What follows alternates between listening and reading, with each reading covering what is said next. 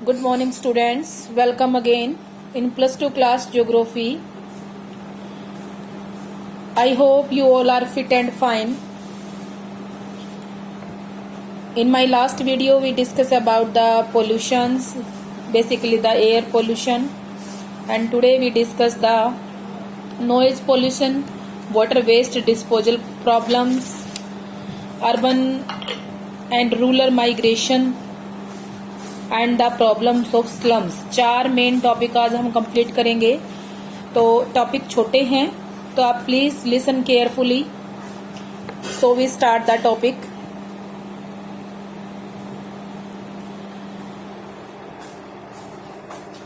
Noise pollution. Noise pollution मतलब ध्वनि प्रदूषण। ध्वनि प्रदूषण को अगर आप noise pollution is the state of sound which is unbearable and uncomfortable to human being.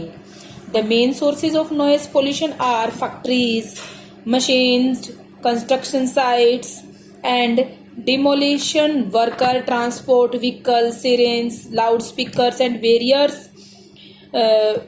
festivals and the community activities. Sound is the measure in the term of decibel.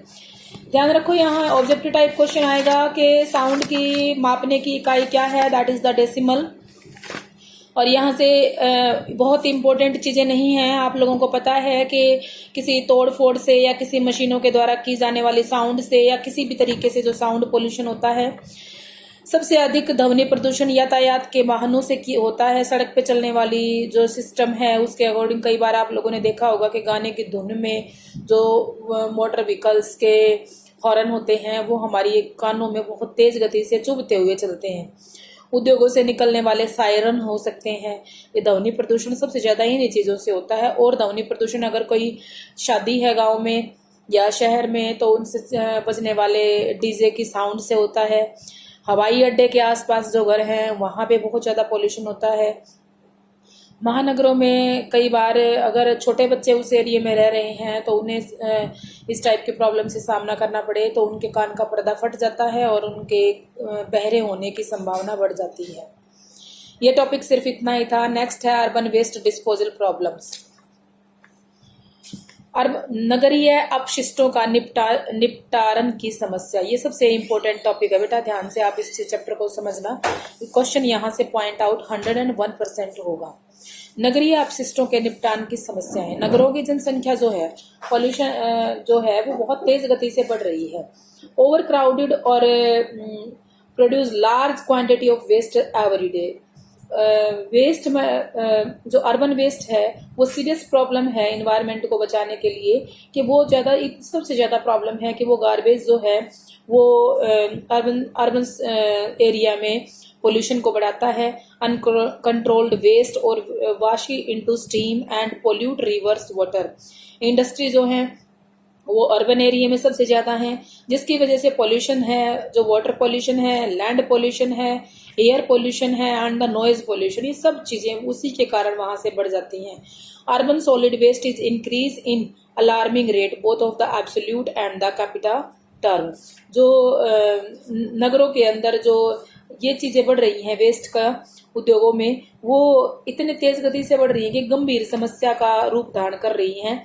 वो सबसे मेन है कि ठोस अपशिष्ट जो गलते नहीं हैं, जो कचरे बुरी तरीके से पड़े हुए रहते हैं, जैसे जंग लगी हुई पिने हैं जिसमें टूटे हुए कांच का सामान है, प्लास्टिक के डिब्बे हैं, पॉलीथीन की थैलियां हैं, रद्दी कागज हैं, राख, फ्लापियां, सीडी, ये सब चीजें जो है ना, ये चीजें ऐसी हैं जो डिस्पोज बहुत लेट होती हैं और कूड़ा करकट के ढेर, गंदगी के ढेर बने हुए होते हैं। अगर यहाँ पे हम बात करें कि 2 मुख्य चीजें किस तरीके से इन चीजों से निपटा जा सकता है, तो हमारे पास 2 मेन चीजें आएंगी। एक तो हाउस होल्ड एंड डोमेस्टिक,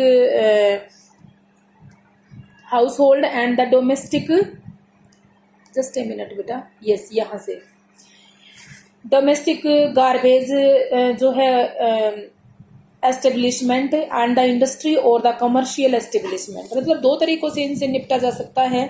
या तो हम लोग जो हैं जो घरेलू जो चीजें हैं उन चीज़ों से हम निपटें, किस तरीके से उन चीज़ों को ख़त्म किया जा सकता है, और घरेलू परिस्थितियों की ओर से और दूसरा व्यवसायों की ओर से इन चीज़ों से हमें निपटना जरूरी है। इन ability of the collect and solid waste in the serious problem in metropolitan cities like Mumbai, Kolkata, Chennai, Bangalore, etc. and 90% of the solid waste is collected. But the most of the cities and town, about 30 to 50% of the waste generated the left uncontrolled, which accumulated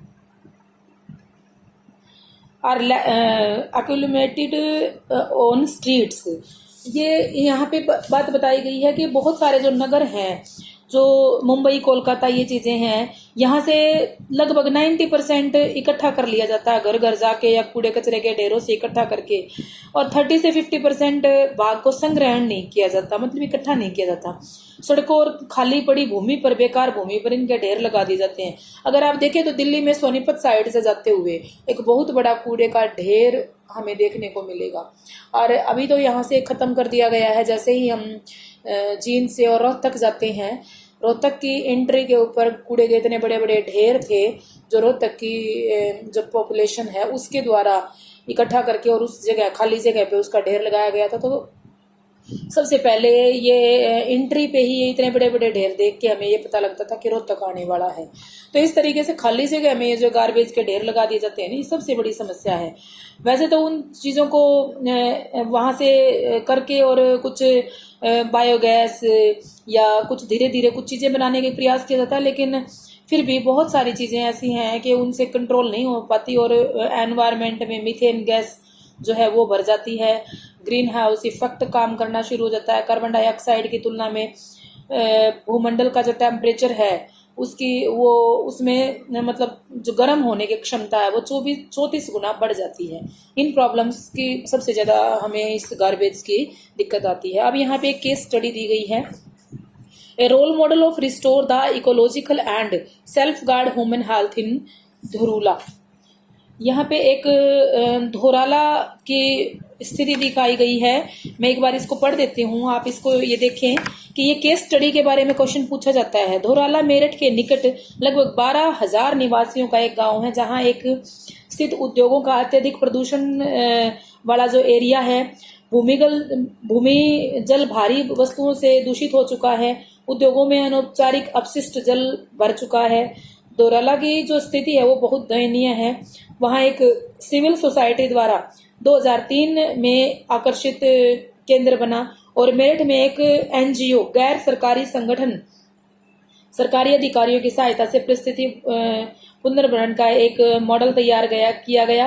घर घर जाकर लोगों को स्वास्थ्य संबंधित सेवाएं पहुंचाई गई, उनको समझाया गया। 5 वर्षों में जो प्रदूषित जल था, 192 लोगों की जिसमें मौत हो चुकी थी, गैर सरकारी संगठन और सरकारी अधिकारियों के या उद्योग में पदोन्नत पदाधिकारियों के सहयोग से वहां पे काम किया गया, और गांव की ऊपरली सबसे ऊपर जो टंकी थी क्षमता बढ़ाई गई, और लोगों को पेयजल संकट से 900 मीटर लंबी अतिरिक्त पाइपलाइन बिछाई गई, और गांव के तालाब में से गंदगी को निकालकर साफ किया गया, पुनः उसमें जल भरा गया, और इस पर्याप्त पेयजल से प्राप्त हो जाता था। स्थान स्थान पर वर्षा का जल संग्रहण की ऐसे प्लांट लगाए गए ताकि भूमि का जल दूषित ना हो, और लगभग 1000 पेड़ लगाए गए, जिसके कारण यहाँ पर्यावरण को बचाया गया। धोराला की केस स्टडी 3 नंबर में आ सकती है पूछने के लिए कि किस तरीके की स्थिति थी और ये किस तरीके से काम किया गया, और आप इस पर एक शॉर्ट नोट लिखें।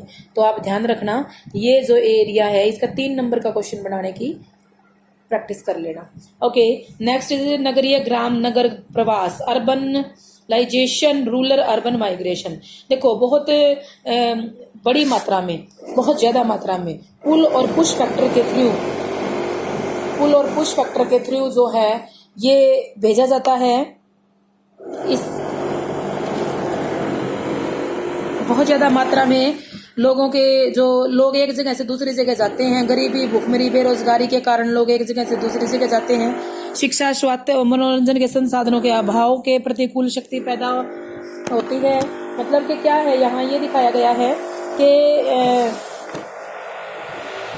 लोगों की जो इन रूरल एरिया में प्रॉपर्टी है, लोग इतने अवेयर नहीं हैं, उन लोगों को प्रॉब्लम होती है। इस लोगों के पुल और पुश फैक्टर की वजह से लोग एक जगह से दूसरी जगह जाते हैं, और इन एरिया में जाने से जो urban migration has resulted a rapid increasing of urban population while the rural pollution in the India grow by the 18.12% in 1991 to 2001 and the urban rate of the 31 to 13% during the same period।